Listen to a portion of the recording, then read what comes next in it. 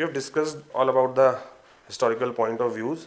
We have discussed about part A, part B, part C, part D में कौन कौन से स्टेट्स थे, फिर उनके साथ क्या हुआ. We have discuss 7th constitutional amendment act वगैरह वगैरह. एक अभी आप लोगों ने न्यूज़ में सुना होगा कि हमारे यहाँ एक स्टेट का नाम बदला गया है. वो स्टेट है कौन सा? केरला. ठीक है. एंड नाउ केरला का नाम क्या हो गया है? केरलम. ठीक है. मतलब दो तरीके से होता है. पहला तो कि कितना ज़रूरी है किसी भी स्टेट के नाम बदलना. तो एक तो होता है कि हिस्टोरिकल पॉइंट ऑफ व्यू से क्या स्टेट था और फिर क्या हुआ, फिर कैसे उसमें चेंजेस आए और अब उसका नाम क्यों बदलना ज़रूरी है. उसके स्ट्रेटेजिक इंपॉर्टेंस की बात होती है, उसके हिस्टोरिकल इंपॉर्टेंस की बात होती है कि पहले स्टेट को या इस सिटी को आप सुनते होंगे, स्टेट को बहुत पुराने समय में ये कहा जाता था, फिर इसका नाम बदल दिया गया. मुगल ने नाम बदल दिया, अंग्रेजों ने नाम बदल दिया, हम वापस से वही नाम रखेंगे. तो ये बहुत सारे एक्सक्यूजेस और रीजंस दिए जाते हैं. अभी केरला का नाम केरलम क्यों बदला गया, उसके पीछे 2-3 इंपॉर्टेंट रीजंस हैं जो मुझे समझ में आता है. मतलब किसी भी स्टेट का नाम बदलना कितना इंपॉर्टेंट है. उस स्टेट में क्या नाम बदल देने से उस स्टेट का डेवलपमेंट डबल हो जाता है कि भैया अभी स्टेट में गरीबी यदि 50% है और उस स्टेट का नाम यदि आप बदल देंगे कि उस गरीबी खत्म हो जानी है उस नाम बदलने से, तो ऐसा तो हो नहीं रहा है ना. अनएम्प्लॉयमेंट बहुत ज़्यादा है, नाम बदल देंगे स्टेट का तो अनएम्प्लॉयमेंट इश्यूज़ खत्म हो जाएंगे, एम्प्लॉयमेंट बहुत ज़्यादा बढ़ जाएगा. ऐसा कुछ होता नहीं है ना. जब कोई भी इस तरह का काम होता है उसके पीछे सबसे बड़ा जो रीज़न होता है वो पॉलिटिकली मोटिवेटेड रीज़न होता है एक तो. अब क्योंकि केरला में आने वाले समय में होने हैं इलेक्शंस और वहाँ पे ना एक सभी को चाहिए कि स्टेट का एक इमोशनल सपोर्ट बने किसी पर्टिकुलर पॉलिटिकल पार्टी के पीछे. तो वहाँ पे स्टेट की जो लोकल पार्टी है जो अभी करंट में जहाँ जिस पॉलिटिकल पार्टी की सरकार है, उन्होंने केरला का नाम बदलने का जो काम है वो उन्होंने आज से 2 साल पहले ही चालू कर दिया था. ठीक है. 2024 में केरला लेजिस्लेटिव असेंबली ने एक रेजोल्यूशन पास किया था. ठीक है. केरला की लेजिस्लेटिव असेंबली ने, स्टेट की लेजिस्लेटिव असेंबली ने रेजोल्यूशन पास किया था और रेजोल्यूशन का जो मेन ऑब्जेक्टिव था कि भैया हम अपने स्टेट का नाम बदलना चाहते हैं और केरला का नाम बदल के उसे केरलम कर दिया जाए. ठीक. ये कब किया था? ये केरला की सरकार ने 2024 में किया था. तब सेंट्रल गवर्नमेंट को ऐसा नहीं लगा कि भैया नाम बदलना ज़रूरी है. हम थोड़ी ही देर में आर्टिकल 3 के पूरे प्रोसेस को डिस्कस करेंगे और जानेंगे कि क्या प्रोसेस होती है. आर्टिकल 3 के तहत 2-3 काम होते हैं. ठीक है. अभी हम डिस्कस करेंगे पूरे आर्टिकल 3 को, पर मैं 2 सेकंड में बता देता हूँ कि article 3 talks about creation and formation of state, alteration of boundaries, alteration of names. ठीक है. ये सारी चीज़ें जब भी होती हैं देश में तो आप समझ लीजिएगा कि आर्टिकल 3 के तहत ये सारी पावर पार्लियामेंट को करने के लिए है. Parliament enjoys power under article 3 for doing these things. तो केरला का नाम बदल के केरलम कर दिया गया. किसी भी स्टेट का नाम बदलना है तो उस स्टेट का नाम बदलने की पावर जो है वो पार्लियामेंट के पास है. स्टेट चाहे तो स्टेट के पावर है नहीं नाम बदलने की. स्टेट बस अपनी तरफ से ये रिस्पॉन्स, जैसे इन्होंने एक रेजोल्यूशन जो केरला की लेजिस्लेटिव असेंबली ने पास किया है, उस रेजोल्यूशन का मतलब सिर्फ इतना है कि हाँ, हम अपनी तरफ से पूरी तरह से तैयार हैं और हम चाहते हैं कि हमारे राज्य का नाम बदल दिया जाए, केरला से केरलम कर दिया जाए. ठीक है. हालांकि पूरी तरह से पावर जो है किसी भी स्टेट का नाम बदलने की वो पार्लियामेंट के पास है. सेंट्रल गवर्नमेंट ने जब चाहे नाम बदल सकती है. अब यहाँ पे 24 में रेजोल्यूशन पास हुआ और कि भैया सेंट्रल गवर्नमेंट ने डिसीजन ले लिया है कि केरला का नाम बदल के केरलम कर दिया जाए. ठीक है. ये अभी रिसेंटली फरवरी 2026 का डिसीजन है. तो सेंट्रल गवर्नमेंट अब क्यों जागी 2 साल बाद? क्योंकि अभी आने वाले समय में केरला में होने वाले हैं इलेक्शन और फायदा उठाना है भैया. यहीं पे आप दूसरे स्टेट का भी एग्जांपल ले सकते हैं. वेस्ट बंगाल में से वेस्ट हटाने की डिमांड ममता दीदी बहुत सालों से कर रही हैं, बट क्यों नहीं कर रही है सेंट्रल गवर्नमेंट कि भैया नाम बदल दो वेस्ट बंगाल का, वेस्ट हटा दो, बंगाल रख दो. क्योंकि उनको मालूम है अगर उन्होंने ऐसा काम किया तो ममता दीदी इसका फायदा उठा ले जाएंगी और बहुत बुरा फायदा उठा सकती हैं शायद. तो ये बहुत इंपॉर्टेंट काम नहीं है सरकार का. ठीक है. बट हाँ, लोगों के इमोशन से कनेक्ट करना है तो इंपॉर्टेंट काम है भाई. भाषा के आधार पर ही, जैसे अभी हमने थोड़ी देर पहले पूरा historical point of view discuss किया, फजल अली कमीशन का फॉर्मेशन हुआ, फिर लिंग्विस्टिक बेसिस पे स्टेट रीऑर्गेनाइजेशन करने की बात कही गई कि भाषा के आधार पर हमारे यहाँ राज्यों का गठन किया जाए. तो भाषा का ही आधार क्यों चुना गया? ठीक है. तो ये सारी चीज़ें हमने अभी थोड़ी देर पहले डिस्कस की हैं. तो अभी हम थोड़ा लीगल अपडेट पे आ जाते हैं, अपने करंट अफेयर पे आ जाते हैं कि इस पे अभी कुछ दिन पहले आपने सुना होगा कि केरला का नाम बदल के केरलम करने की बात कही गई। तो ये सारी चीज़ें जो आप अभी देख रहे हैं, इन सारी चीज़ों को करने का पावर जो है पार्लियामेंट के पास है। तो उनका ये कहना है कि जो केरला स्टेट है वो मलयालम लैंग्वेज में उसे केरलम कहा जाता है, ठीक है। तो और क्योंकि हमारे देश में लिंग्विस्टिक बेसिस में स्टेट्स का रीऑर्गेनाइजेशन हुआ था, तो केरला को स्टेट का नाम केरलम कर दिया जाए, है ना। और थोड़ा हम समझ लेते हैं कि किस तरह से नेम के अल्टरेशन का प्रोसेस होता है, what is the procedure to change the name of state, और केरला का केरलम में क्या क्या प्रोसेस हो चुकी हैं और क्या आने वाले समय में भी होने वाली हैं प्रोसेस। तो जैसा कि आप सभी को पता है कि केरला को केरलम करने की प्रोसेस में अभी रिसेंटली आपने जो सुना, अभी थोड़ी देर पहले मैंने बताया कि कैबिनेट हैज़ अप्रूव्ड, है ना। क्या है प्रोसेस, अभी आपने देखा है यूनियन कैबिनेट ने अप्रूवल दे दिया है कि भैया ठीक है करते हैं केरला को केरलम, है ना। तो यूनियन कैबिनेट ने अप्रूवल दे दिया। अब क्या होगा आगे, तो यूनियन कैबिनेट के अप्रूवल के बाद ये अभी मतलब फरवरी के मंथ में हुआ है ये काम।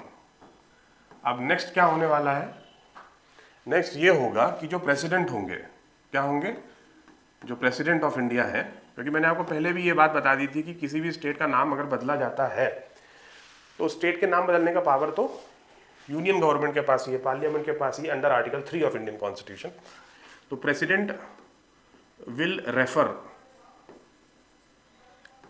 अ बिल टू द स्टेट, ठीक। प्रेसिडेंट एक बिल को रेफर करेंगे, किसको रेफर करेंगे, केरला स्टेट लेजिस्लेटिव असेंबली को।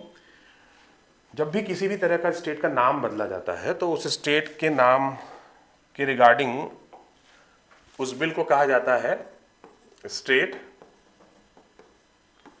Alteration of name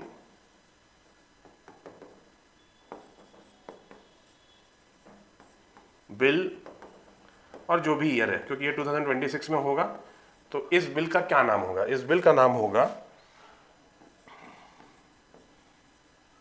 Kerala state alteration of name bill 2026, ठीक, ये बिल का नाम होगा। तो president will refer this bill to the state legislative assembly, president द्वारा ये रेफर किया जाएगा केरला स्टेट को, और केरला स्टेट को एक समय दिया जाएगा कि भैया इतने समय के तहत आप अपना जो भी विचार है आप बता दीजिए इस बिल के बारे में, आपको क्या सोचना है, आपकी क्या राय है। और मैं आपको बता दूं कि क्योंकि केरला, अब सीधी सी बात है ना, ये तो कॉमन सेंस है, आपको भी समझ में आता होगा कि जब केरला स्टेट लेजिस्लेटिव असेंबली ने 2024 में ही यूनानिमसली इस रेजोल्यूशन को पास किया था कि हमारे स्टेट का नाम केरला से केरलम कर दिया जाए, तो इस बिल को जब प्रेसिडेंट रेफर करेंगे तो पूरी सहमति ही देंगे, सीधी सी बात है, ठीक। तो जो भी प्रेस्क्राइब टाइम पीरियड रहेगा, उस प्रेस्क्राइब टाइम में स्टेट ऑफ केरला अपनी सहमति जाहिर करेगा कि हाँ हमारे स्टेट का नाम केरला से केरलम कर दिया जाए, ठीक। उसके बाद प्रेसिडेंट, नेक्स्ट स्टेप क्या होगा, president will recommend, prior recommendation of president is required for the introduction of such bill in the parliament. ये बात याद रखिएगा, पार्लियामेंट में जब भी इस तरह के बिल को इंट्रोड्यूस किया जाता है, पेश किया जाता है, तो such bill requires the prior recommendation of the president. तो president will recommend that bill to the parliament, ठीक है। सारी बात समझ में। ये जो केरला का केरलम नाम बदला जा रहा है, इसके बिल की मैं प्रोसेस बता रहा हूं आपको कि अभी क्या प्रोसेस हुई है। यूनियन कैबिनेट ने अप्रूवल दे दिया है, यूनियन कैबिनेट के अप्रूवल के बाद प्रेसिडेंट जो है वो इस बिल को केरला स्टेट को रेफर करेंगे, ठीक है। उस स्टेट का कोई एक टाइम लिमिट रहेगी, उस टाइम लिमिट में स्टेट को जो भी एक्शन लेना होगा लेगा, सीधी सी बात है, वो सहमति ही जाहिर करेंगे, है ना। उसके बाद प्रेसिडेंट उस बिल को पार्लियामेंट को रिकमेंड कर देंगे, ठीक है। President will recommend that bill to the parliament. Parliament से such bill require simple majority, कोई बहुत बड़ी डिफिकल्ट प्रोसेस या डिफिकल्ट मेजॉरिटी की रिक्वायरमेंट नहीं होती है, सिंपल मेजॉरिटी है, आसान है, ठीक, 50% of the members present and voting की मेजॉरिटी है, बड़ी सिंपल है। और पार्लियामेंट से पास होने के बाद वापस प्रेसिडेंट के पास आएगा ही ये बिल, क्योंकि आप लोगों को पता ही है किसी भी बिल को एक्ट में बदलने के लिए presidential assent is very important. ठीक, तो प्रेसिडेंट अपना एसेंट दे देंगी तो ये बिल जो है वो एक्ट बन जाएगा और इसकी प्रोसेस जो होगी वो कंप्लीट हो जाएगी। क्लियर? तो ये बात याद रखिएगा। तो ये है, किसी भी स्टेट का जब नाम बदला जाता है तो याद रखिएगा कि वो बिल क्या कहलाता है, Kerala state alteration of name bill 2026 ये बिल कहलाएगा। जैसे कि उड़ीसा का नाम उड़ीसा किया गया 2011 में, तो उसके लिए जो बिल लाया गया था उसका क्या नाम था, Orissa state alteration of name bill 2011। तो इस तरह से ये बिल लाए जाते हैं जब भी किसी स्टेट का नाम बदला जाता है। और ये बिल कहाँ लाया जाएगा, स्टेट लेजिस्लेटिव असेंबली में सिर्फ और सिर्फ रेफर किया जाता है और इनकी एडवाइस, एक तरह से आप रिकमेंडेशन जानने के लिए कि आप अपनी इच्छा बता दीजिए।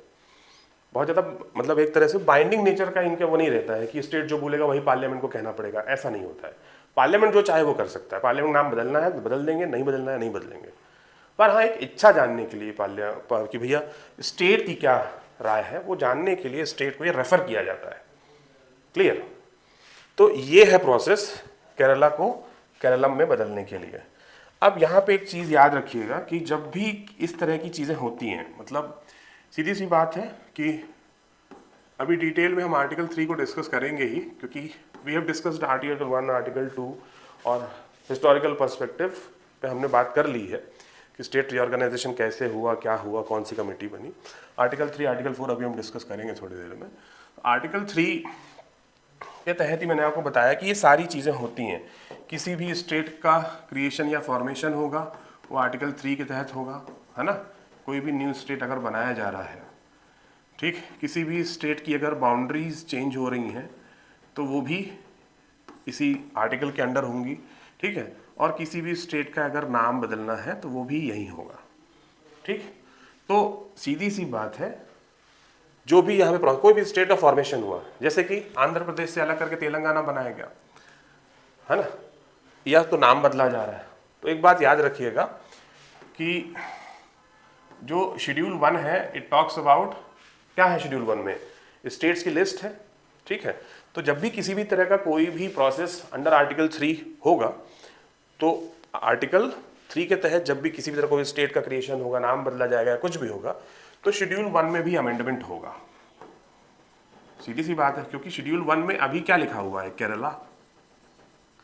तो केरला को केरलम में बदलने के लिए आपको शेड्यूल 1 में भी अमेंडमेंट लाना पड़ेगा। तो जब भी कोई भी चीज़ आर्टिकल 2 या आर्टिकल 3 के तहत होती है तो शेड्यूल 1 में बदलाव आता है और साथ ही साथ शेड्यूल 4 में भी बदलाव आता है। शेड्यूल 4 किसके बारे में है, इट टॉक्स अबाउट कि काउंसिल ऑफ स्टेट्स में, यानी कि राज्यसभा में किस स्टेट की कितनी सीट्स हैं, उसकी बात करता है शेड्यूल 4। तो जब भी कोई भी प्रोसेस होगी अंडर आर्टिकल 2 एंड आर्टिकल 3, तो शेड्यूल 1 और शेड्यूल 4 में भी अमेंडमेंट होता है।